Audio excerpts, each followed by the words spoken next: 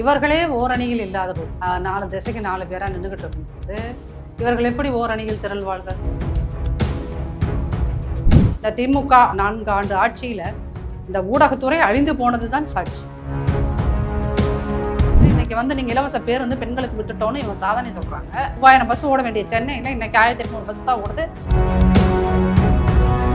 அந்த அம்மாங்கிற திட்டத்தை பேரை மாத்தி உங்களுடன் சார் 4.25 வருஷம் ஒரு ஆணையும் புரியாம இப்போ உட்காந்து ஒவ்வொரு கட்டடமா கொத்தர வேலையை பண்ணிக்கிட்டு பேச்சு இருக்குல்ல. இந்த தடவை ஒவ்வொரு இடத்துலயும் அவர் பேசுறது அனல் கக்கும் பேச்சு. பொதுமக்களா அவர் போய் நிக்கிறார் சார். அதுதான் ஒட்டுமொத்த திமுகவும் வைத்த கலக்கு வச்சிருக்கிறது. அதுதான் சுகாதாரத்துறை பிரச்சனை வருதா, மாசு தான் பதில் சொல்லணும். ஓடி ஒளியாட முடியாது. அந்த ரெஸ்பான்சிபிலிட்டி உன்னையால எடுத்துக்க முடியலன்னு எதுக்கு அமைச்சர் அவரை? ஆமாப்பா, இது சுந்தரா டிராவல்ஸ் தான். உங்க அப்பா முதலமைச்சர், நீங்க பான் வித் சில்வர் ஸ்பூன் ஸ்டாலின், நான் விவசாயி. அப்ப இந்த பதில் உங்களை அன்னைக்கு அண்ணாமலை தலைவரா இருந்தாரு, நீங்க எல்லாம் உங்க கேமரால அவர் பின்னாடி போச்சுன்னா அதுல ஒரு நியாயம் இருக்கு. வலிக்கவே வலிக்காத அந்த சாட்டையை வச்சு அடிச்சுக்கிறது, இந்த செருப்பு போட்ட மாட்டேன்னு டிராமா பண்றது, அப்புறம் ஊரெல்லாம் நான்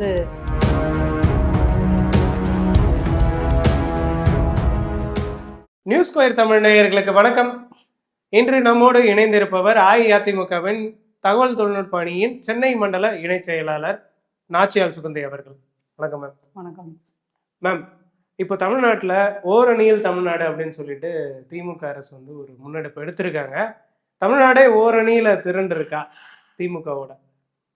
அவர்களுடைய கூட்டணியெல்லாம் ஓரணியில் இருக்கிறதா? அப்படி கேட்கும்போது அதிமுகவோட கூட்டணி எப்படி இருக்கு அப்படின்ற ஒரு கேள்வி எழும். இல்லை, நான் கேட்ட கேள்விக்கு ஃபர்ஸ்ட் பதில் சொல்லுங்க. ஓரணியில் தமிழ்நாடுங்கிறீங்க, திமுக கூட்டணி கட்சிகள் எல்லாரும் ஓரணியில் திரண்டு இருக்கிறார்களா? இல்லை.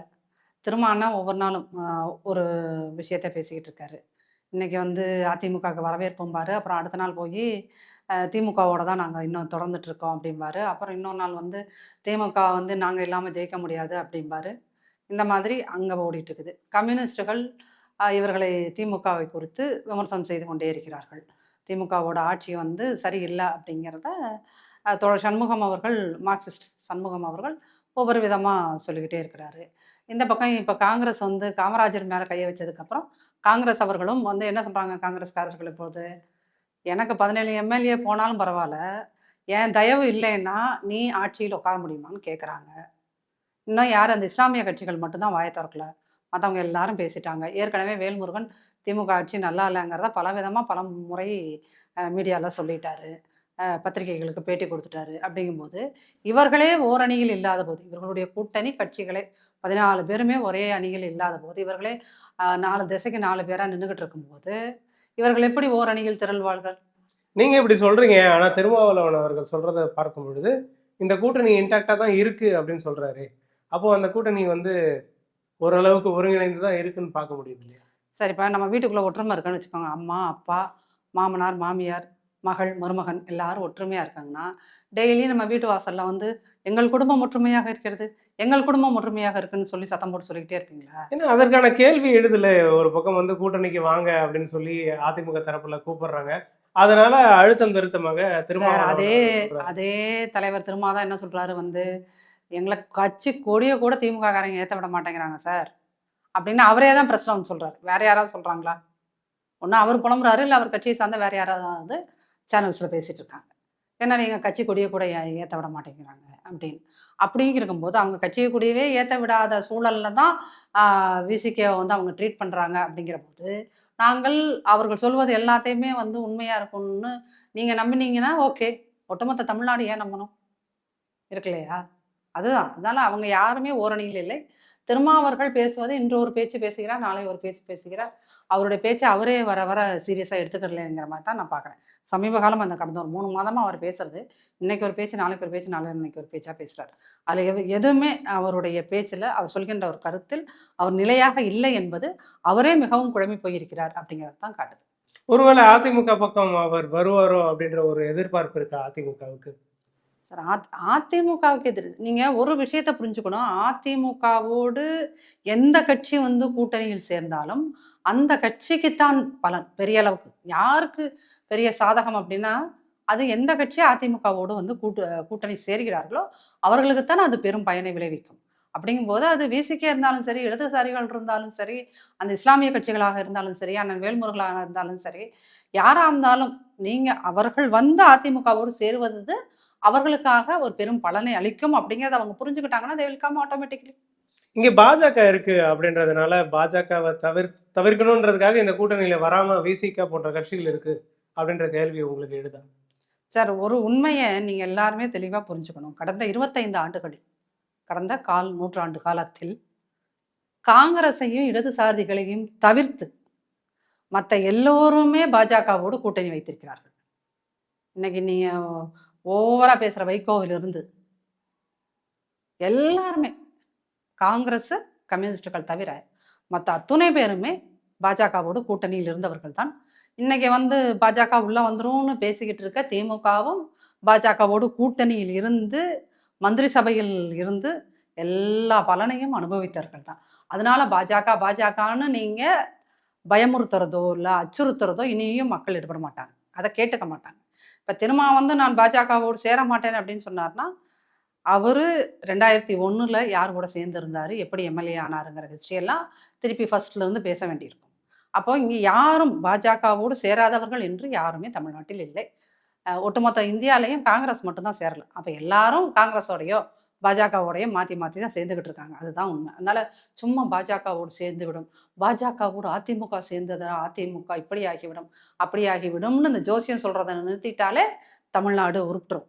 நீங்கள் வந்து உங்களோட கூட்டணி பிழைப்புக்காக இல்லை நீங்கள் வந்து ஒருத்தவங்களை வந்து அது அதிமுகவையோ திமுகவையோ டிபெண்ட் பண்ணி இருக்கணும் அப்படிங்கிறதுக்காக அதிமுக இப்படி ஆயிரும் அதிமுக இப்படி ஆயிரும் இந்த ஜோசியம் சொல்கிறாங்கல்ல, அவர்கள் வேலையை பார்த்தால் நன்றாக இருக்கும். இபிஎஸ் அவர்கள் வந்து ஒரு பயணத்தை மேற்கொண்டிருக்காரு. இப்போ தமிழ்நாடு முழுக்க மக்களை காப்போம், தமிழகத்தை மீட்போம். தமிழகத்தை மீட்கிற அளவுக்கு இங்க எதுவும் சிக்கல் ஏற்பட்டிருக்கா? அரசாங்கத்தோட 35 துறைகளும் ஊழல்ல மலிஞ்சிருக்கு. அது ஒவ்வொன்றுமே காட்டுது. மிக மோசமான ஒரு துறையாக இன்னைக்கு எது மாற்றப்பட்டிருக்குது அப்படின்னு பார்த்தீங்கன்னா காவல்துறை. காவல்துறையில அந்த காவல் உயர்மட்ட பொறுப்புகள் இருக்கின்ற அதிகாரிகள் யாருமே முதல்வர் ஒரு காவல்துறை அமைச்சராக இருக்காரு, அந்த காவல்துறை அமைச்சரை யாருமே 5 பைசாவுக்கும் மதிக்கிறதில்ல அப்படிங்கிறது தான் காவல்துறைக்குள் நடக்கின்ற ஒவ்வொரு நிகழ்வுகளுமே காட்டுது. இவர் வந்து ஒரு போலீஸ் மந்திரியா, ஒரு உள்துறை அமைச்சரா, அவர் யாருமே கன்சிடர் பண்றதில்ல. அதுதான் உண்மை. என்ன காரணத்தை வச்சு சொல்றீங்க நீங்க? சார், இன்னைக்கு வந்து இந்த மாயாரம் பக்கம் ஒரு பிரச்சனை போயிட்டு இருக்கு. ஒரு டிஎஸ்பியை இன்னைக்கு நேத்த என்னமோ பதவி நீக்கினீங்க. அவர் வந்து ஒரு குற்றச்சாட்டை சொல்றாரு. அவர் ஒரு குற்றச்சாட்டை சொன்னா, நான் நேர்மையாக இருக்கிறேன், அதனால் என்னுடைய வாகனத்தை பறிச்சுக்கிட்டாங்க, என்னைய கஷ்டப்படுத்தணும், டார்ச்சர் பண்ணணும் அப்படின்னு. அவர் சொன்னதுக்கு அப்புறம் அவர் வந்து இதெல்லாம் ஊழல் பண்ணினார், அதெல்லாம் பண்ணினார் அப்படின்னு இவங்க ஒரு குற்றச்சாட்டை தூக்கி அவர் மேல இருக்க சார்ஜஸ் இருக்குன்றது காட்டுறது சரிதானே? சார்ஜஸ் இருக்குது அப்படின்னு சொல்லிட்டு அவருக்கு ஏன் இவ்வளோ பெரிய பொறுப்பு கொடுத்தீங்க, டிஎஸ்பியை பொறுப்பு கொடுத்தீங்க? அவர் டிஎஸ்பியா இருக்கும்போது இங்கே வந்து என்னமோ 40,000 காசு வாங்கினாரு, அங்கே வந்து அந்த தகவலை மறைச்சாரு, இங்கே இந்த தகவலை மறைச்சாருலாம் குற்றச்சாட்டு சொல்றீங்களா? அப்படி குற்றச்சாட்டு சொல்லும்போது நீங்கள் அவர் அந்த முதல் குற்றத்தை செய்யும் போதே அவரை வந்து பணியிடை நீக்கம் ஏன் செய்யல?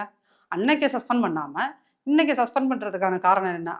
அப்போ என்ன தெரியுது அப்படின்னா, ஒன்று காவல்துறையில் இந்த மாதிரியாக நடக்கின்ற விஷயங்கள் எதுவுமே காவல்துறையில் இருக்கின்ற உயர் அதிகாரிகளுக்கும் போறது கிடையாது, முதல்வருக்கும் போறது கிடையாது. இல்ல முதல்வருக்கு போனாலும் முதல்வர் அதன் மீது முடிவு எடுக்கக்கூடிய அதிகாரம் படைத்தவராக இல்லை. நிழல் முதல்வராக இருக்கின்ற சபரீசன் அவர்கள் தான் எல்லா முடிவையும் எடுக்கிறாரு. குறிப்பா காவல்துறையில சபரீசன் தான் எல்லா முடிவுகளையும் எடுக்கிறவராக இருக்கிறாரு அப்படின்னு திரும்ப இவரே அதிமுக பொம்மை முதல்வர் அப்படின்னு சொல்றது உண்மை அப்படிங்கிறத நிரூபிக்கிற மாதிரி தான் காவல்துறை இருக்குது. 2வது மிக மோசமாக இருக்கின்ற ஒரு துறை என்றால் அது வந்து இன்னைய தேதிக்கு சுகாதாரத்துறை. சுகாதாரத்துறையில மாசு அவர்களை நீங்கள் அமைச்சரா போட்ட நிமிடத்திலிருந்து வருகின்ற முதல் குற்றச்சாட்டு என்ன தெரியுங்களா? தமிழ்நாட்டில் இருக்கின்ற ஒட்டுமொத்த அரசாங்க மருத்துவமனைகளிலையும் கிராமங்களில் இருக்கின்ற பிஹெச்சிஸ்லையும் உங்களுக்கு வந்து மருந்துகளும் எமர்ஜென்சிக்கான மருந்துகளும் மாத்திரைகளும் கிடைக்கிறது இல்லைங்கிறது எல்லா மருத்துவமனைகளிலையும் நடக்கின்ற விஷயம். அமைச்சர் என்ன சொல்றாருன்னா, அது தவறான குற்றச்சாட்டு, மருந்தெல்லாம் ஸ்டாக் இருக்கு, அரசு வந்து எல்லாத்தையும் செஞ்சுட்டு இருக்கோம் அப்படின்னு சொல்றாரு. இதே கேள்வியை ஒரு 3 வாரத்துக்கு முன்னாடி இதே கேள்வியை அமைச்சர்கிட்ட கேட்குறாங்க. அப்போ அந்த அமைச்சருக்கு பின்னாடி ஒரு மெடிக்கல் டைரக்டர் நின்னார். அவர் நின்றுட்டு அப்படி கேட்காதீங்க கேட்காதீங்கன்னு பிரஸுக்கு கண்ணை காமிச்சாரு பார்த்தீங்களா? அப்ப எல்லா இடத்துலயும் எல்லா பிரச்சனையும் இருக்கு சார். எதுவுமே யாருக்கும் தெரியாத மாதிரியான ஒரு பொய் தோற்றத்தை இந்த விளம்பர மாடல் அரசு செய்து கொண்டிருக்கிறது. அந்த பொய் தோற்றம் மக்கள்ட்ட எடுபட மாட்டேங்குது. ஏன்னா, அரசாங்க மருத்துவமனைக்கு போகின்ற மக்கள் ஒவ்வொருத்தரும் இதற்கு மருந்து இல்ல, அதற்கு மருந்து இல்ல அப்படிங்கிற குற்றச்சாட்ட சொல்லிக்கிட்டே தான் இருக்காங்க. இது குற்றச்சாட்டு கிடையாது. அங்க இல்லைங்கிற உண்மைய அவங்க சொல்லி தானே ஆகணும். இந்த தமிழ்நாட்டோட சிறப்புன்னு என்ன சார் நீங்க சொல்றீங்க? மருத்துவ கட்டமைப்புங்கிறது வந்து ரொம்ப ஸ்ட்ராங்கா இருக்குது. இது வந்து ஒரு மெடிக்கல் டூரிசம் இருக்கிற சிட்டின்னு சொல்றீங்க. தனியார் மருத்துவமனைகளில் எல்லா வசதியும் இருக்கு. அரசாங்க மருத்துவமனையில இப்ப 4 நாளைக்கு முன்னாடி நீங்க தரையில நேத்து பிறந்த குழந்தைய தரையில படுக்க வச்சிருந்தீங்க. பெரிய வைரல் நியூஸ் ஆச்சா இல்லையா? இதுதான் எல்லா இடங்கள்லயுமே பிரச்சனை. கட்டட வசதி இல்லைங்கிறது பிரச்சனை ஒரு பக்கம். உரிய மருத்துவர்கள் இல்ல. 4 மருத்துவர், 5 மருத்துவர் பார்க்க வேண்டிய வேலையை ஒரு மருத்துவர் பார்க்கிறார். இங்க பணிச்சுமை தான். பணிச்சுமை தாங்காமல் தற்கொலை செய்து கொண்ட பிஜி மருத்துவர்கள், எத்தனை பிஜி ஸ்டூடெண்ட்ஸ் படிச்சுக்கிட்டு இருக்காங்க பார்த்தீங்களா? அவர்கள் படிக்கவும் செய்யணும், இங்க வந்து ஹாஸ்பிட்டல்ல வேலையும் பார்க்கணும். அந்த இரட்டை சுமை தாங்காமல் தற்கொலை செய்து கொண்டவர்கள் இந்த மாசு அமைச்சராக இருக்கின்ற துறையில் எத்தனை பேர் தெரியுமா? எத்தனை பேர்? அது யாருமே இங்க ஒரு பெரிய விஷயமா பேசவே இல்லை. அந்த செத்து போனவங்களுக்குலாம் யார் மாசு வந்து பதில் சொல்லிட்டு இருப்பாரா? அப்ப இவர் மருந்து இல்ல, உள்கட்டமைப்பு வசதி இல்ல, எதுவுமே இல்ல அப்படின்ட்டு. 2வது இவங்க என்ன சொன்னாங்க? அதிமுக ஆட்சி காலத்துல இருக்கும்போது என்ன சொன்னாங்க? மருத்துவர்கள் நாங்கள் போதிய மருத்துவர்களை நியமிப்போம்னு பொய் சொல்லி தானே ஆட்சிக்கு வந்த. வந்ததுலேருந்து நீங்க எத்தனை மருத்துவர்களை நியமித்திருக்கிறீர்கள்? எத்தனை மருத்துவர்களுக்கு நீங்க பதவி போட்டு கொடுத்துருக்கீங்க? அப்போ நீங்க உரிய மருத்துவர்கள் கிடைக்கல. இந்த டெம்பரவரியா இருக்கிற செவிலியர்கள் எல்லாத்தையும் பர்மனன்ட் ஆக்குனீங்களா? அதுவும் இல்லை. செவிலியர்கள் பற்றாக்குறை, மருத்துவ ஊழியர்கள் பற்றாக்குறை. அப்ப இவ்வளோ பிரச்சனைகள் போயிட்டே இருக்குது. ஒரு பக்கம் மருந்து மாத்திரை இல்லை, சரியான ஊழியர்கள் இல்லை, மருத்துவர்கள் இல்லை. 2வது மருத்துவர்களுக்கே பாதுகாப்பு இல்லை. இங்க கருணாநிதி மருத்துவமனையில வந்து ஒருத்தர் டாக்டரையே அடிச்சுட்டு போனாங்களா இல்லையா? அதே மாதிரி ரீசெண்டா இன்னொரு பக்கமும் நடந்தது. அப்போ மருத்துவர்களுக்கே இங்க பாதுகாப்பு இல்லாத விஷயங்கள் நடந்துகிட்டு இருக்குது. இவ்வளோ விஷயங்கள் நடந்துட்டு இருக்கிறது இந்த மருத்துவத்துறை. 2வது நான் ஏற்கனவே சொன்னேன், உங்களுடைய காவல்துறை, காவல்துறை, மருத்துவத்துறை, பள்ளிக்கல்வித்துறை, இது 2வது போக்குவரத்து துறை. போக்குவரத்து துறை மாதிரி இன்னைக்கு பஸ்ட் எதுவுமே இல்லை. நீங்க அதாவது இந்த பஸ்ல நம்ம ஏறினோம்னா வீட்டுக்கு உயிரோட போய் சேருவாங்கிறதுக்கு உத்தரவாதம் இல்லாத மாதிரி தான் சார் பஸ் எல்லாம் இருக்கு. புது பேருந்துலாம் விட்டுருக்காங்களே மேம், கிட்டத்தட்ட 1500 பேருந்துகளுக்கு விட்டுருக்காங்க. அதுல புது பேருந்து விட்டு ஒரே வாரத்துல ரிப்பேர் ஆன பஸ்ஸஸ் எல்லாம் இருக்கு தெரியுமா? நீங்க அதான் சார் என்னன்னா படம் போடுறதா நம்புறீங்க சார். மீடியா என்ன பண்றீங்க? திமுக காரங்க பேசிக்காவே அவங்க அந்த நாடகம், சினிமா இதுல இருக்கவங்கன்றதுனால அவங்க நல்லா படம் போடுவாங்க. அப்புறம் உங்களுக்கு வேற முதல்வர் அப்பப்போ உட்காந்து ஒரு வீடியோ ஒன்று போட்டுருவாரு. இதுலயே நீங்க இந்த 5 வருஷமா பழக்கப்பட்டுட்டீங்க பத்திரிகையாளர்கள்லாம். திமுக குடும்பமும் திமுக ஆட்சியும் செய்கின்ற அந்த அவர்கள் காட்டுகின்ற அந்த சர்க்கஸ்ல, அந்த வித்தையில நீங்க எல்லாரும் மயங்கி போய் கிடக்கீங்க. போக்குவரத்து துறையில இன்னைக்கு வந்து நீங்க இலவச பேருந்து பெண்களுக்கு விட்டுட்டோன்னு இவங்க சாதனை சொல்றாங்க. ஆனா அங்க பாத்தீங்கன்னா 3000 பஸ் ஓட வேண்டிய சென்னையில இன்னைக்கு 1800 பஸ் தான் ஓடுது. 1500 பஸ் ஓடல. ½ ஹவருக்கு ஒரு தடவை வந்த பஸ் இப்ப வந்து 1 மணி நேரத்துக்கு ஒரு தடவை வருது. இதெல்லாம் யாருமே நீங்க ரிப்போர்ட் பண்றதே இல்லை சார்.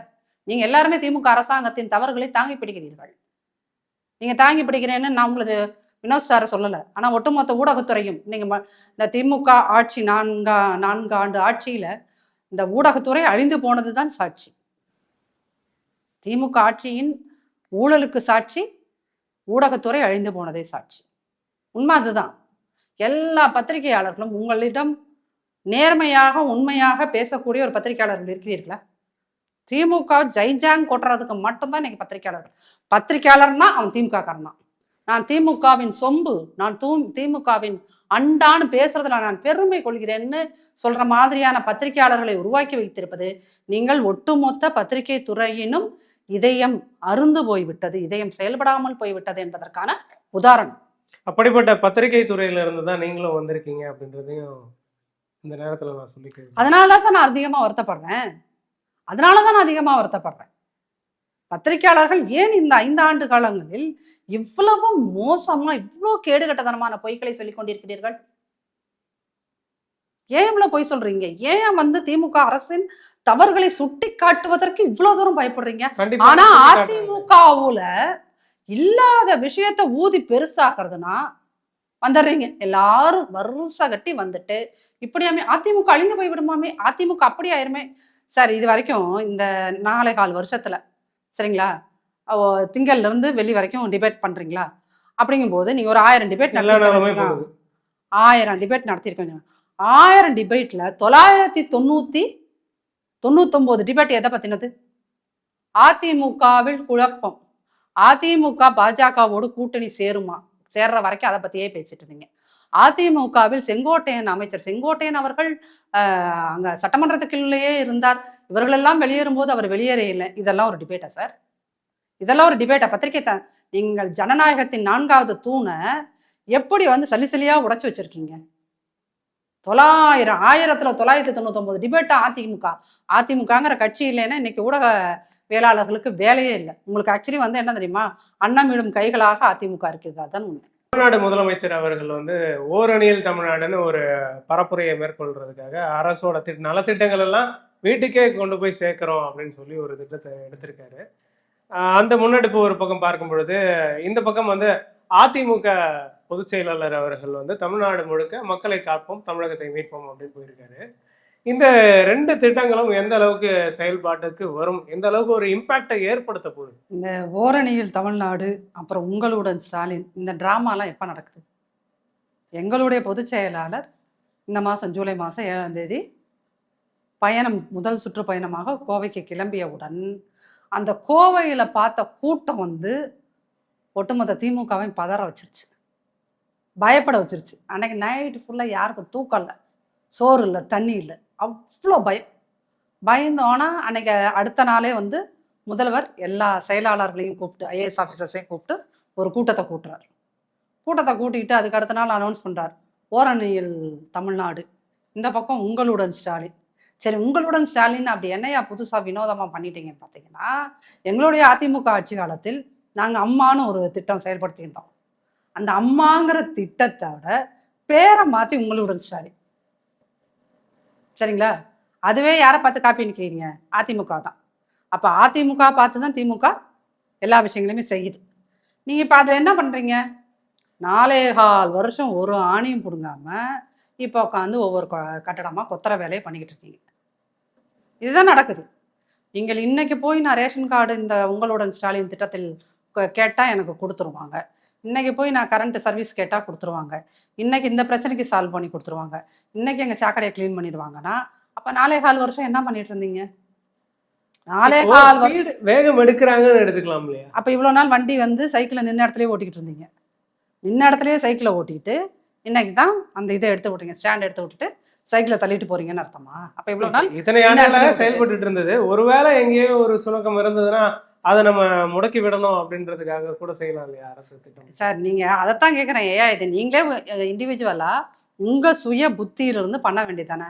அது என்னது? அதிமுக பொதுச் செயலாளர் கோவைக்கு டூர் போகிறாரு, அங்கே பிரம்மாண்டமான கூட்டம், நீங்கள்லாம் யாருமே எதிர்பார்க்காத கூட்டம், அங்கே தொடங்கின கூட்டம் இன்ன வரைக்கும் போயிட்டுருக்கு. நாகப்பட்டினம் வரைக்கும் அதே கூட்டம் தான். கோவையில் தொடங்கிய கூட்டம் கோவை, விழுப்புரம், கடலூர், நாகப்பட்டினம், இதே கூட்டம் தான். ஸ்டாலினுக்கு கூடின மாயாரத்தில் ஸ்டாலினுக்கு கூடின கூட்டத்தை விட எங்களுடைய பொதுச் செயலாளருக்கு கூடிய கூட்டம் அதிகம்.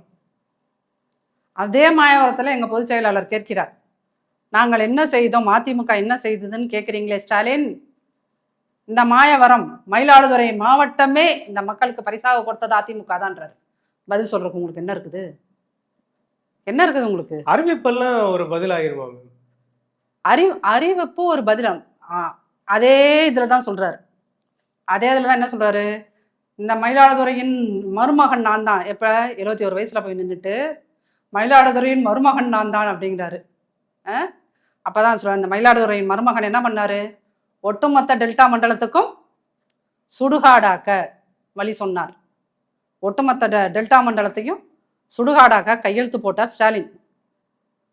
நாங்கள் தான், அதிமுக தான் வந்து அந்த சுடுகாடு ஆகக்கூடாது அப்படின்னு இது பாதுகாக்கப்பட்ட வேளாண் மண்டலமா மாத்தினோன்னார். இதை விட என்ன செய்ய முடியும் நீங்கள்? அப்போ எங்க பொதுச் செயலாளருடைய பேச்சு இருக்குல்ல, இந்த தடவை ஒவ்வொரு இடத்துலையும் அவர் பேசுறது அனல் கக்கும் பேச்சு. சரிங்களா? 2வது, பொதுமக்களா அவர் போய் நிற்கிறார் சார். அதுதான் ஒட்டுமொத்த திமுகவும் வைத்த கலக்கு வச்சிருக்கிறது. அதுதான். நீங்க ஸ்டாலின்னா என்ன பண்ணுவீங்க? ரோட்டு 2 சைட்லையும் ஆளை நிறுத்தி வச்சுட்டு இவர் சென்டர்ல இந்த ஃபேஷன் ஷோலாம் நடக்கும்ல, ஒரு காலத்துல MTVல ஃபேஷன் ஷோலாம் நடக்கும்ல, அந்த மாதிரி இவர் மட்டும் சென்டரில் நடந்து போயிட்டு இருப்பார், 2 பக்கமும் மக்கள் நின்றுப்பாங்க. ஆனா அது அப்படியே இவர் ஏன்னா இவர் மக்கள்கிட்ட இருந்து வந்த தலைவர், அதனால மக்கள் கிட்ட போய் நின்று மக்களோட மக்களா நின்று பேசுறாரு. அதை பேசணும்னு அப்ப நாங்க வந்து என்ன சொல்றோம், அவர் எளிமையான ஒரு தலைவர் அப்படிங்கிற ஒரு கோஷத்தை முன் வச்சோன்னே பயந்துட்டீங்க. உடனே மாயவரம் போனோம், நீங்க என்ன டிராமா நடத்துனீங்க திமுக? எங்க தலைவரை பார்த்து காப்பி அடிச்சுட்டு, எங்க பொதுச் செயலாளரை பார்த்து காப்பி அடிச்சுட்டு, நீங்களும் அதே மக்களோட மக்களாக நிற்கிறது மாதிரியான ஒரு டிராமா போடுறீங்க. அப்ப அந்த ஓரணியில் தமிழ்நாடு, உங்களுடன் ஸ்டாலின், இது எல்லாம் எங்க இருந்து வருதுன்னா, எங்க பொதுச் செயலாளர் நடத்துகின்ற இந்த பிரம்மாண்ட பிரச்சார பயணம் ஒட்டுமொத்த திமுகவையும் குறிப்பாக ஸ்டாலின் அவர்களையும் தூங்க விடாமல் அது செய்கின்றது. அப்படின்னு இன்னொரு கேடுகட்டத்தனமான ஒரு வேலையை பண்ணாங்க. என்ன தெரியுமா? சரி, இன்ன வரைக்கும் இந்தியாவில் எந்த மாநிலத்திலும் ஒரு அரசாங்கத்துக்கு ஸ்போக்ஸ் பர்சன் வந்தது கிடையாது. செய்தி தொடர்பாளர், அரசாங்கத்து செய்தித்துறை இருக்கும், செய்தி தொடர்பாளர்னு IAS ஆபீசர்ஸை இன்ன வரைக்கும் எந்த அரசாங்கமும் போட்டதில்லை சார்.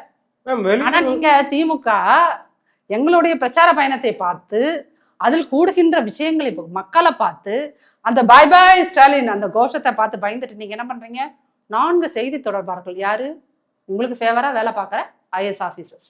இன்னைக்கு வந்து IAS ஆபீசர்ஸ் பதில் சொன்னா மக்கள் நம்பிடுவாங்களா? இப்போ வெளியுறவுத்துறை அமைச்சகத்தின் சார்பில் வந்து செய்தி தொடர்பாளர்கள்லாம் நியமிச்சிருப்பாங்க, பார்த்துருப்பீங்க. அந்த மாதிரியான ஒரு செயல்பாடு எடுத்துக்கலாம். வெளியுறவுத்துறைங்கிறது 2 நாடுகள் சம்பந்தப்பட்ட விஷயம், சரிங்களா? அது ரொம்ப சென்சிட்டிவான விஷயம். அந்த நாடுகளோட தொடர்புகள் அப்படிங்கும் போது அதை பத்தின ஒட்டுமொத்த அறிவு 1950 நாடு உருவானதுல இருந்து இன்ன வரைக்கும் அப்படிங்கிறதுக்கான அந்த ஹிஸ்டரி, இந்தியாவுக்கும் ரஷ்யாவுக்குமான உறவு என்ன, இந்தியாவுக்கு இலங்கைக்கான உறவு என்ன, இந்தியாவுக்கும் சவுத் ஆப்பிரிக்காவுக்கான உறவு என்னங்கிற மாதிரியான விஷயங்கள் அன்னைக்கு ஒரு 5 வருஷம் அமைச்சராக இருக்கிறவரை விட அங்கு செயல்படுகின்ற IAS ஆஃபீஸருக்கு தெளிவாக தெரியும், சரிங்களா? அப்போ அதை இதையும் போட்டு நீங்கள் கன்ஃபியூஸ் பண்ணக்கூடாது. இப்போ நீங்கள் ராதாகிருஷ்ணன் சாரை வந்து நீங்கள் வந்து ஸ்போக்ஸ் பர்சனாக போட்டிருக்கீங்க. இத்தனை வருஷமா நடந்த விஷயங்கள் எல்லாம் அவர் ஆர்கனைஸ் பண்ணி சொல்லுவார் இல்லையா? அவர் வந்து அதிமுக கவர்மெண்ட்லேயும் வேலை பார்த்துருக்காருல, அதிமுக கவர்மெண்ட்லேயே அவர் வேலை பார்த்துருக்காருல, திமுக கவர்மெண்ட்லேயே வேலை பார்த்துருக்காரு. அப்போ என்ன திமுக அரசாங்கத்துக்கான செய்தி தொடர்பாளர் அவர்? அப்போ உங்களுடைய பயம் அரசோட செய்தி தொடர்பாளர். அதுதான் சார் சொல்றேன். அதிமுக அரசாங்கத்தின் ராதாகிருஷ்ணன் சார் வேலை பார்த்திருக்காரு, அமுதா மேடம் வேலை பார்த்திருக்காங்க, மற்ற 2 பேருமே வேலை பார்த்திருக்காங்க. அப்படிங்கும்போது இந்த ஒட்டுமொத்த அரசாங்கத்துக்குள்ளேயும் வேலை பார்த்த ஒருத்தங்களை நீங்க உங்களுக்கான அதிகாரிகளாக காட்டிக்கொள்வது என்பது மிக முட்டாள்தனமான முடிவு. இதுவே அதிமுக சார்பில், அதிமுக அரசு சார்பில் நியமிச்சிருந்தா இதை நீங்க வரவேற்று இருப்பீங்க சார். அதிமுக இந்த மாதிரி முட்டாள்தனமான விஷயங்கள் எல்லாம் ஃபர்ஸ்ட் பண்ணாது. இது ஏன் முட்டாள்தனம்? இது எதுக்கு? ஒரு அரசாங்கத்துக்கு எதற்கு செய்தி தொடர்பாளர்? ஒரு அரசாங்கத்துக்கு எதுக்கு சார் செய்தி தொடர்பாளர்? இருக்கக்கூடிய விஷயங்களை விளக்குறதுக்கு என் துறையில என்ன நடக்குதுன்னு சொல்றதுக்கு அமைச்சர் மீடியால பேசுறாரு, அந்தந்த துறை அமைச்சர் மீடியால பேசுறாரு. சர்ச்சைகளுக்கு முற்றுப்புள்ளி வைக்கணும், தேவையற்ற பேச்சு. ஆட்சி செய்யறது நீங்களா IAS ஆபீசரா சார்? ஸ்டாலின் ஆட்சி செய்கிறாரா, அமுதா மேடம் ஆட்சி செய்யறாங்களா? வேலை சொல்லுங்க. ஸ்டாலின் ஆட்சி செய்யறாரா, ராதாகிருஷ்ணன் சார் ஆட்சி செய்யறாரா? நீங்கள் தானே தேர்ந்தெடுக்கப்பட்ட பிரதிநிதி. ஸ்டாலின் அவர்கள் மக்கள் பிரதிநிதியாக Stalin is answerable to the people. அவர்தான் பதில் சொல்ல வேண்டும். துறை ரீதியான பிரச்சனை வரும்போது, சுகாதாரத்துறை பிரச்சனை வருதா, மாசுதான் வந்து பதில் சொல்லணும், ஓடி ஒளியாடி முடியாது. அப்போ ஒரு அமைச்சர் அப்படிங்கும் போது he is responsible for everything. அந்த ரெஸ்பான்சிபிலிட்டி உன்னையால எடுத்துக்க முடியல, நீ எதுக்கு அமைச்சரா வர? வெறும் கட்சி உறுப்பினரை மட்டும் இல்ல, கட்சி நிர்வாகியை மட்டும் வரும். நீங்க வந்து இங்க சேவை செய்யலன்னு ஏமா எழுதான்? அப்போ உங்களுக்கான பயம் எங்க வருது? அந்த பயம் எங்க பஸ்ஸை வேற சுந்தரா டிராவல்ஸ் எல்லாம் சொல்றீங்க, நக்கல் அடிக்கிறீங்களா? அப்பதான் அதுக்கு எங்க பொதுச் செயலாளர் பதில் சொல்றாரு, ஆமாப்பா இது சுந்தரா டிராவல்ஸ் தான், ஏன்னா உங்க அப்பா முதலமைச்சர், நீங்க born with silver spoon Stalin, நான் விவசாயி, அதனால எனக்கு சுந்தரா டிராவல்ஸ் போதும்னு சொல்றாரு.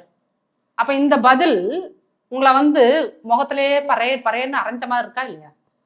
அரைஞ்ச மாதிரி இருக்கா? அப்ப ஏன் நீ வாயை விட்டு புண்ணாக்கி கேட்கிறோம் வாய? அதுதான் இங்க கேள்வி. அப்ப நீங்க என்னன்னா, ஒட்டு மொத்தமாக இன்னைக்கு திமுக கூடாரம் பயந்து போயிருக்குது. எங்களுடைய மக்களை காப்போம் தமிழகத்தை மீட்போம் கோஷமும் அதை விட மிக முக்கியமான கோஷமா பாய்பா ஸ்டாலினும் ஒட்டுமொத்த திமுகலையும் பயத்தை உண்டு பண்ணியிருக்காது. அந்த பயம்தான் இவர்களுடைய இந்த செயல்பாடுகளுக்கெல்லாம் காரணம். அது இல்லாம வருகின்ற கருத்து கணிப்புகள் அத்துணையுமே எங்களுக்கு ஃபேவரா வருது. நீங்க அண்ணாமலை இப்படி சொல்றார், அவர் இடையில வந்து இப்படி சொல்றார், இவர் இடையில மீடியா என்னென்னத்தையோ கிளப்புறீங்க சார். அதை தாண்டியும் எங்களுக்கு ஃபேவரா வருது எல்லா கருத்து கணிப்பும். உடனே நீங்க என்ன சொல்லுவீங்க? கருத்து கணிப்புகளை நம்ப கூடாதுன்னு சொல்லுவீங்க. இல்ல இப்ப அண்ணாமலை அவர்கள் சொல்றத பார்க்கும் பொழுது இந்த கூட்டணியில விரிசல் இருக்கோ அப்படின்ற ஒரு கேள்வி எழுது இல்லைங்களா? போய் அண்ணாமலை முன்னாள் தலைவர், பாஜகவோட தமிழ்நாடு மாநில முன்னாள் தலைவர். இப்ப என்ன பதவியில் இருக்காரு அவரு? எந்த பதவியிலும் இல்ல, பாஜக சார்பாக பேசுகிறார். ஒரு தேசிய குழு உறுப்பினர், அவ்வளவுதான் அவரோட ஸ்டேட்டஸ். இன்னைக்கு ஒரு தேசிய குழு உறுப்பினர், அவ்வளவுதான். இன்னைக்கு தமிழ்நாட்டில் ஒரு 15 தேசிய குழு உறுப்பினர் இருக்காங்கன்னா அந்த 15 பேர் மீடியா முன்னாடி வந்து பேசுற விஷயத்துக்கெல்லாம் அதிமுக ஆன்சர் பண்ணணுங்கிற அவசியம் கிடையாது. We have direct contact with Delhi. அவங்க பேசுறாங்களா, அதுக்கு எங்க தலைவர்கள் எப்படி பதில் சொல்லணுமோ சொல்லிப்பாங்க. அண்ணாமலை மாதிரி இந்த மீடியா அட்டென்ஷனை நான் வாங்கணும், லைட்டை என் பக்கம் ஃபோக்கஸ் பண்ணுன்னு திரிகின்ற நபர்களுக்கெல்லாம் பதில் சொல்லக்கூடாது தகுதியா இருக்குமான்னு சொல்ல எனக்கு. அந்த கட்சியோட ஒரு மூத்த தலைவர் ஒருத்தர் சொல்றாரு, அந்த பதில தான் அவர் வந்து மீடியால பேசுறாருன்னு எடுத்துக்கலாம் இல்லையா? யார் மூத்த? அமித்ஷா அவர்கள் சொல்லக்கூடிய கருத்தை தான் அவர். சார், அண்ணாமலை மாதிரியான ஆட்கள் கட்சிக்காக, அவர் சார்ந்திருக்கிற கட்சிக்காக பேசுறாரா மீடியா முன்னாடி? தான் வந்து ஒரு பெரிய தலைவர், தமிழ்நாட்டில் எதிர்காலத்தில் நம்ம இப்படி ஆகணும் அப்படி ஆகணுங்கிற ஒரு பின்னாடி வச்சிருக்க ஒரு அஜெண்டானால பேசுறாரான்றத முதல் மீடியா புரிஞ்சுக்கோங்க. எல்லாருக்கும் ஒரு அஜெண்டா இருக்கும் இல்லையா மேம்? அன்னைக்கு அண்ணாமலை தலைவரா இருந்தாரு, நீங்க எல்லாம் உங்க கேமரால அவர் பின்னாடி போச்சுன்னா அதுல ஒரு நியாயம் இருக்கு. ஏன்னா உங்களுக்கு சீப்பான கண்டென்ட் கொடுப்பாரு அவர். சீப்பான கண்டென்ட். அவர் எப்பயுமே மக்கள்கிட்ட எஜுகேட்டிவா பொலிட்டிக்கலா எதையும் பேச மாட்டார். சீப் கண்டென்ட் கொடுப்பாரு. யாரை பத்தியாவது தப்பா பேசுவாரு, எதையாவது ஒன்று பேசுவாரு. திமுக ஊழல் பண்ணுதும் பாரு, ஐயோ அதை போய் கோர்ட்ல கேஸ் போடுங்க மேன்னா போட மாட்டாரு. அவர் பின்னாடி நீங்க அத்தனை கேமராவும் சுத்துனீங்க.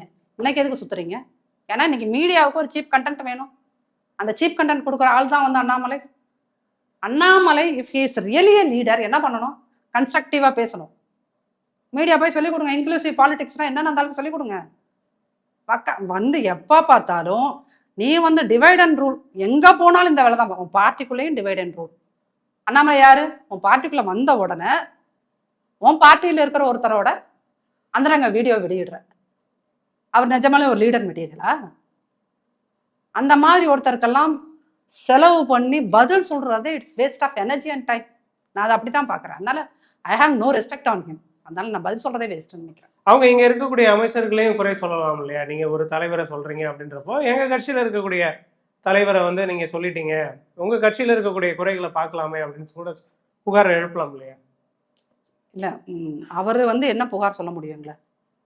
முன்னாள் அமைச்சர்கள் மேல இருக்க குற்றச்சாட்டுகளை எடுக்கலாம் சார். அவர் இன்ன வரைக்கும் என்ன பண்ணியிருக்காரு சார்? அவர் 3 வருஷமா தலைவரா இருந்தாரு. என்ன பண்ணியிருக்காரு? போய் அமைதியா இருக்க குளத்துக்குள்ள கல்லை போட்டுட்டு எனக்கு என்னன்னு போயிடுவார். அதுதான் அந்த குளத்துல ரிங் சுத்திக்கிட்டே இருக்க வேண்டியதான். திமுக ஃபைல் 1, திமுக ஃபைல் 2 இத்தனை பண்ணீங்களே, உங்களால இவ்வளோ எவிடன்ஸ் கையில் வச்சிருக்கீங்களே சார். அப்போ நீங்க என்ன பண்ணணும்? உண்மையிலுமே இவர் ஒரு IPS ஆஃபீஸராக இருந்தவர் தானே. He knows law very well. அப்போ அவர் என்ன பண்ணணும்? கோர்ட்டுக்கு போகணுமா இல்லையா? அதை விட்டுட்டு உண்மையிலுமே நீ மக்கள் தலைவன், மக்களுக்கான பிரச்சனைகளுக்கு நான் தீர்வு கண்டுபிடிக்கிறேன் அப்படின்னா நீ கோர்ட்டில் போமா. உன் கையில் வச்சிருக்க எவிடன்ஸ் எல்லாம் எடுத்துட்டு கோர்ட்டுக்கு போங்க. எதுலையும் போறதில்ல. வந்துட்டு அந்த சலசலப்பை கிரியேட் பண்ணணும். இந்த அண்ணா யூனிவர்சிட்டி கேஸ்லயே ஒரு சலசலப்பை கிரியேட் பண்றாரு, அவ்வளவுதான். அதோட முடிஞ்சு போச்சு. அப்ப என்னன்னா சீப் கண்டென்ட் உங்களுக்கு வேணும் சார். அதனால சொல்றேன், மீடியாங்கிறது இன்னைக்கு யார் சீப் கண்டென்ட் எந்த இடத்துல எவன் கொடுத்தாலும் அவன் பின்னாடி கேமரா கொண்டு போய் வச்சுக்கிட்டு பேசு பேசு பேசு, உங்களுக்கு தேவை வியூஸ். இல்லை, இப்போ அவர் சொல்லக்கூடிய விஷயம் பார்க்கும் பொழுது இப்போ கூட்டணி இன்டாக்டா இருக்கா இல்லையா அப்படின்ற கேள்வி சார். நான் திருப்பியும் சொல்றேன், Annamalai is not the deciding authority. Annamalai தமிழ்நாட்டிலையும் சரி இந்தியாலையும் சரி அவரு டிசைடிங் அத்தாரிட்டி கிடையாது. இந்த கூட்டணியை பற்றி பேசுவதற்கோ இந்த கூட்டணி இன்டாக்டா இருக்கா அப்படி இருக்கா இப்படி இருக்கான்லாம் பேசுறதுக்கு he has no right at all. அதை நீங்க புரிஞ்சுக்கணும் ஃபர்ஸ்ட். அதை புரிஞ்சுக்கணும். அமித்ஷாவோட டைரக்ட் PA அவரு. அமித்ஷா எனக்கு வேத வாக்கு சார். இல்ல, இதே இவரே தான் இந்த தலைவர் பதவி விட்டு தூக்கணும்னு உங்க மீடியாலாம் நீங்க என்ன சார் கூவுனீங்க? என்ன கூவுனீங்க? அவரை மத்திய மந்திரி ஆக்கி விடுவார்கள். RSSல் பெரிய பொறுப்பு அவருக்கு காத்திருக்கு. எழுதுன எத்தனை பத்திரிக்கை இருக்குது பாருங்க. எழுதுனீங்களா இல்லையா? இன்னைக்கு அவர் பதவி விட்டு தூக்கி 4 மாசம் ஆச்சு. என்ன கொடுத்தாங்க? ஒரு லட்டு கூட கொடுக்கல, ஒரு லட்டு கூட அவர் கொடுக்கல சார். ஆனால் நீங்கள் கிளப்பி விடுற ஹைப் இருக்கு பாருங்க. அண்ணாமலைக்கு நாளன்னைக்கு அவர் வந்து இதாகிட்டாரு, மத்திய அமைச்சர் ஆகிறாரு. எப்படி? எப்போ பார்த்தாலும் குளத்துக்குள்ளே கல்லறிஞ்சிக்கிட்டே இருக்கிறது, வெறும் சலனங்களுக்காக கல்லறிஞ்சிக்கிட்டே இருக்கிற ஒரு ஆளை கொண்டு போய் நீங்கள் கொண்டு வந்து போய் வைப்பீங்களா? அவர் தமிழ்நாட்டில் இந்த 3 வருஷம் தலைவராக இருந்தார். ப்ரொடக்டிவாக என்ன பண்ணார்? வெறும் சத்தத்தை, இந்த ஓட்டப்பானைக்குள்ள இது போன மாதிரி சத்தத்தை எழுப்பினாரே ஒழிய, சத்தத்தை எழுப்புறது தான் பாலிடிக்ஸ் நீங்கள் நினச்சிருக்கீங்களா? ஒரு பெரிய வேவை கிரியேட் பண்ணியிருக்காரு என்ன இளைஞர்கள் வேவு? அப்படின்னு சொல்றாங்க. வேவுக்கு ஈவினிங்னா அப்புறம் என்கிட்ட வாங்கி கட்டிட்டு போயிடுவீங்க நல்லா. மோடி என்ன அலைன்னு அன்னைக்கு சொன்ன மாதிரி என்ன இங்க சார், அண்ணாமலை அவரு அலைன்னு அவரு ஒன்று சொன்னார், என்னது செருப்பு போடாம நான் நடப்பேன்னு சொன்னாரு. நடந்தாரா கடைசி வரைக்கும்? பாஜக எஸ் நோ, புதிய எஸ் நோ அது மட்டும் சொல்லுங்க சார். செருப்பு போடாம நான் நடப்பேன். புதிய தலைவர் பொறுப்பேற்ற பிறகு அவர் வந்து காலனியை நீங்க அணியணும் அப்படின்னு கோரிக்கை விடுத்ததன் பேர்ல அவர் அந்த முடிவை மாத்திக்கிட்டாரு அப்படின்னு எடுத்துக்கலாம் இல்லையா? நீங்க வந்து அதாவது அந்த நிகழ்வை நீங்க பார்த்திருப்பீங்கன்னு நினைக்கிறேன். இல்ல அதாவது என்னன்னா, நம்ம கதை சொல்ல ஆரம்பிச்சா எப்படி வேணாலும் சொல்லிக்கலாம், அப்படித்தானே? அண்ணாமலை தான் கதை சொல்ல ஆரம்பிச்சா எப்படி வேணாலும் சொல்லிக்கலாம். அவர் வந்து இந்த சீப் ட்ராமா, இந்த என்னது வலிக்கவே வலிக்காத அந்த சாட்டையை வச்சு அடிச்சுக்கிறது, இந்த செருப்பு போட்ட மாட்டேன்னு ட்ராமா பண்ணுறது, அப்புறம் ஊரெல்லாம் நான் வந்து இந்த ராகுல் காந்தியை பார்த்து சூடு போட்டுக்கிட்டு நான் வந்து ஊரெல்லாம் சுற்றுப்பயணம் போகிறேன்னு சொல்லி அந்த மாதிரியான இந்த ரொம்ப கொச்சையாக சொல்கிறதுனா என்னென்னா, இந்த ஓலைப்பானை இருக்குல்ல, அதில் குழந்தைங்க வந்து ஒன்று போச்சுன்னா சவுண்டு வரும், அந்த மாதிரி சீப் காரியம் பண்ணுறது தான் இவர் ஆளே ஒழிய is not at all leader, அவ்வளோதான். அதனால நான் ஒரு கூட்டணி கட்சி தலைவரை நீங்க இப்படி சார் தலைவர்னு சொல்லாதீங்க, காண்டாயிருக்கும். தலைவர்னு நீங்கள் அப்போ ஒட்டு மொத்தமாக சின்சியராக இருக்கிற ஒரு மனிதர்களையும் நீங்கள் தலைவர்னு சொல்ல வேண்டியிருக்கும். இந்த மாதிரி வெறும் சத்தத்தை எழுப்பவர்களை மட்டும் நீங்கள் தலைவர்னு சொன்னா என்ன அர்த்தம் சார்? தலைவர்னு சொல்லாதீங்க. பாஜகவுக்கு பொறுப்புல இருந்தா சார். பொறுப்புல இருப்பது என்பது வேறு, தலைமைத்துவம் என்பது வேறு. அதை முதல் நீங்க புரிஞ்சுக்கோங்க. பொறுப்புல இருந்தாலும் அவங்க கிட்ட இருக்க தலைமைத்துவம் சரி சார், நீங்க யங்ஸ்டர் தானே. நான் அண்ணாமலை அவர்களை பார்த்து நான் இந்த குணங்களில் எல்லாம் இம்ப்ரெஸ் ஆகி அவர் தலைவர் என்ற வார்த்தையை நான் உச்சரிக்கிறேன் மேடம். சொல்லுங்க, இந்த குணத்தெல்லாம் பார்த்து நான் அப்படி என்ன ஒரு மனுஷன், என்ன சொல்லுவீங்க நீங்க? சாட்டையில் அடித்து கொண்டார், அதனால நான் தலைவர் ஒரு பேச்சாளரா பார்க்கலாம் சார். பேசுறவங்க எல்லாம் தலைவர் கிடையாது சார். அப்ப நல்லா சரி, நான் எனக்கும் மத்திய அமைச்சரவையில நல்ல கான்டாக்ட் இருந்ததுன்னா, நானும் ஒரு முன்னாள் ஐபிஎஸ் ஆஃபீஸராக இருந்திருந்தேன்னா எங்க இருந்து எங்க எந்தெந்த டேட்டா வாங்கணும் சொல்ல முடியும்னு சொல்லிட்டு இருக்கலாம். சரிங்களா? ஒரு பத்திரிகையாளராக உங்களுக்கு 10 சோர்ஸ் இருக்கா? 10 டிபார்ட்மெண்ட்லேயே 10 சோர்ஸ் வச்சிருக்கீங்களா? அவங்கள்ட்ட கேட்டாலும் அந்த டேட்டா கொடுப்பாங்க, நீங்க சொல்லலாம். மை குவஸ்டின் இஸ், அந்த டேட்டா வச்சு நீங்க என்ன கலட்டுனீங்க? ஒன்றும் கலட்டல. அப்ப அப்படி ஒண்ணுமே செய்யாத ஒருத்தர் நீங்க தலைவர்னு சொல்லாதீங்க. இதை பார்த்தோன்னா அண்ணாமலையோட ரசிகர்கள்லாம் வந்து என் மேல பொங்கி எழுவாங்க. ஆனால் அந்த தம்பிகளுக்கும் தங்கைமார்களுக்கும் சேர்த்துதான் சொல்றேன், தலைவர் வேறு, வெறும் சத்தங்களை மட்டும் எழுப்புகிறவர்கள் வேறு. தலைவர்னா அவர் 3.5 வருஷம் உட்கார்ந்ததெல்லாம் மக்களோட பிரச்சனை, நான் இதை சால்வ் செய்தேன். ஏதாவது ஒரு பிரச்சனை சொல்லுங்க, நான் எதிர்கட்சியாக நின்று இது போராடி நான் இதை கொண்டு வந்தேன், சொல்லுங்க. ஒன்றும் கிடையாது.